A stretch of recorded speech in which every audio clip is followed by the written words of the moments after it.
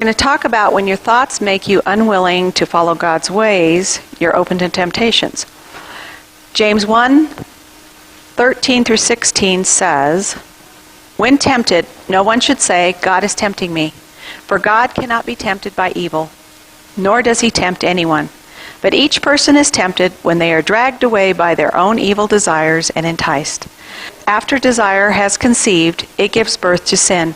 And sin, when it is full grown, gives birth to death. Don't be deceived, my dear brothers and sisters." James 1:13 through 16. So the enemy is like a fisherman. I know they call him a lion, but I also think he's a fisherman. So he has his fishing pole and he has his hook and he has this big old fat juicy worm on it. Not that we're thrilled about worms, but the worm is whatever temptation it is. If you have a temptation to gossip, guess what's going to be in front of you? And he's going to dangle that little hook everywhere you go. At the grocery store when you can read the gossip magazines, at church, wherever it is. If it is to overspend money when you've promised your husband you're not going to. If it is telling little lies. If it is drug addiction or anything else that you put in front of God. He will make sure that he has that little hook and dangles it in front of you because he's just waiting for you just to nibble. And when you nibble, he's going to set the hook.